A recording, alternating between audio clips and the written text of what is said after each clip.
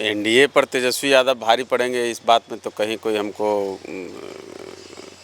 दूर दूर तक कोई नाता नहीं लग रहा है। चमत्कार किया। तेजस्वी यादव राघोपुर बचा लें। उनकी माताजी जैसे 2010 में चारों खाने चित हो गई थी राघोपुर में। फिर कह लीजिए कि क्रिकेट में सचिन तेंदुलकर और सौरभ गांगुली और राहुल द्रविड़ की तिकड़ी का नहीं पता है, उसको कोहली और धोनी की ताकत का नहीं पता है। अब हिसाब किताब निकाल लीजिए, पता चल जाएगा कि भरी जवानी में कौन अस्वस्थ है और 74 साल की उम्र में भी कौन स्वस्थ है। नीतीश कुमार जी जितना स्पष्ट आज भी बोलते हैं, उनको लड़ाई कहाँ है? कोई लड़ाई नहीं है। महाभारत की लड़ाई जैसे पांडवों का जीतना तय था, उसी तरह से 2025 का चुनाव एनडीए का जीतना तय है। नमस्कार, आप न्यूज़ 4 नेशन देख रहे हैं। मैं हूं आपके साथ वंदना।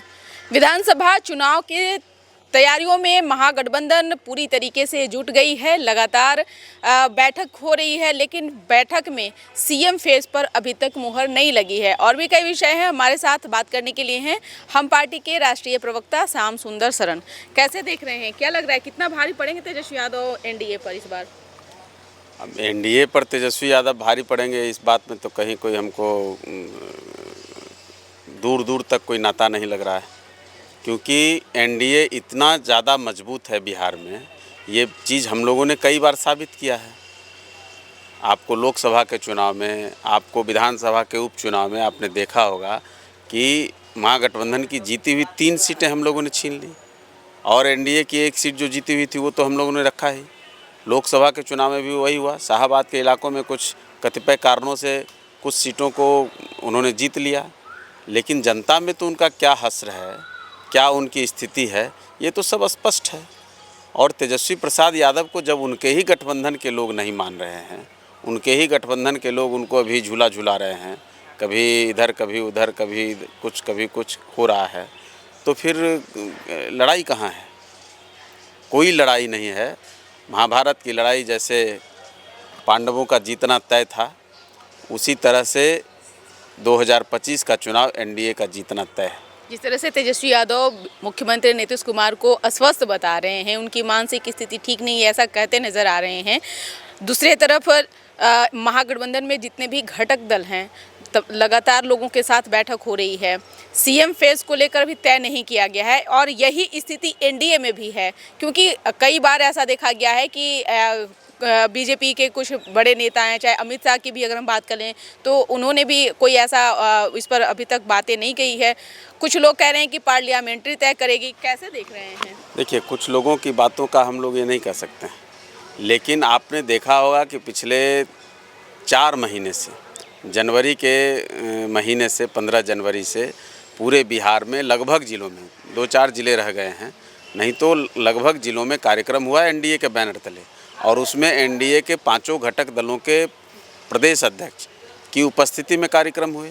उसके पहले हर ज़िले में 5 दलों के प्रवक्ता, प्रदेश स्तर के प्रवक्ता, राष्ट्रीय प्रवक्ता, उसमें साझा प्रेस कॉन्फ्रेंस सबों ने किया है। और हर जगह एक ही बात आई है कि 2025, 225 फिर से नीतीश, इसको सबने एक्सेप्ट किया है, सबने कहा है, इस नारे को लगाया है।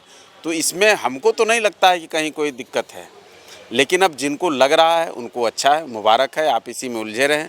नीतीश कुमार पिछले 20 वर्षों से बिहार की सेवा कर रहे हैं, और जो वो कह रहे हैं कि स्वस्थ नहीं हैं और क्या क्या, तो भाई दोनों के दैनिक पूरा जो 24 घंटे का कार्यकलाप होता है, कौन कितना घंटा काम करता है, कौन कितना घंटे सोता है, कौन कितनी देर जनता से मिलता है, कितनी देर सार्वजनिक जीवन में जीता है, उसका हिसाब किताब निकाल लीजिए, पता चल जाएगा कि भरी जवानी में कौन अस्वस्थ है और 74 साल की उम्र में भी कौन स्वस्थ है।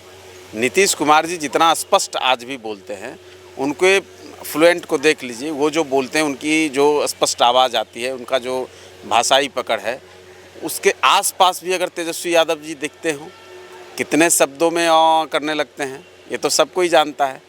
तो स्क्रिप्टेड चीज़ देख के पढ़ना, बोलना, उसमें भी जब नरेंद्र मोदी जी जैसी शख्सियत के सामने वो विधानसभा के परिसर में आपने देखा होगा, आए वो करने लगे, देख के भी नहीं पढ़ पा रहे थे, इतने ज़्यादा हड़बड़ा गए थे।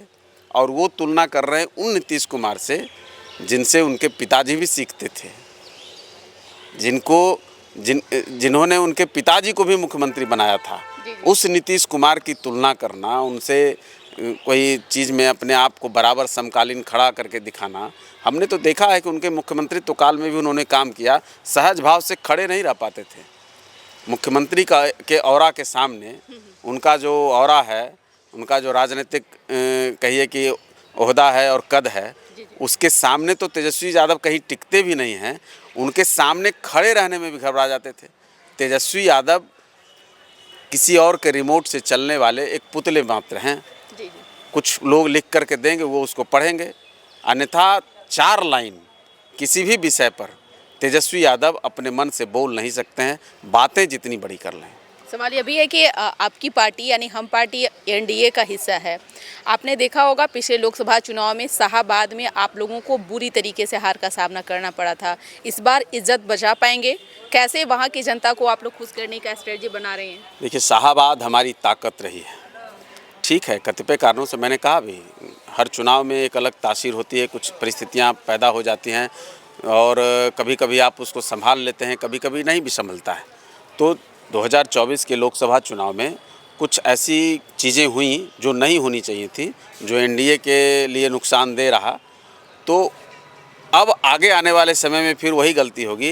ये अगर कोई सोच रहा है तो उसको फिर कह लीजिए कि क्रिकेट में सचिन तेंदुलकर और सौरव गांगुली और राहुल द्रविड़ की तिकड़ी का नहीं पता है, उसको कोहली और धोनी की ताकत का नहीं पता है। तो एक बार गलती हो गई, उस गलती को हम लोग ऐसे दुरुस्त करेंगे कि तेजस्वी यादव फिर शाहाबाद जाना भूल जाएंगे। जी, लगता है कि इस बार भी तेजस्वी यादव का ही हाथ लगेगा शाहाबाद और मगध का, जिस तरह से लोकसभा तेजस्वी यादव चमत्कार किया। तेजस्वी यादव राघोपुर बचा लें।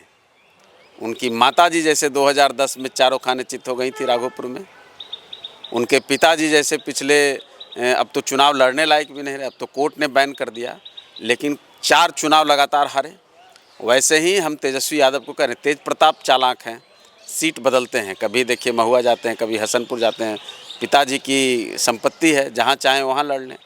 तो वैसे ही हमारे नेक सुझाव है माननीय तेजस्वी यादव को कि राघोपुर छोड़ दीजिए, नहीं तो राघोपुर की जनता इस बार आपको समझा देगी। किसी और से लड़ने की आवश्यकता नहीं, राघोपुर तैयार है।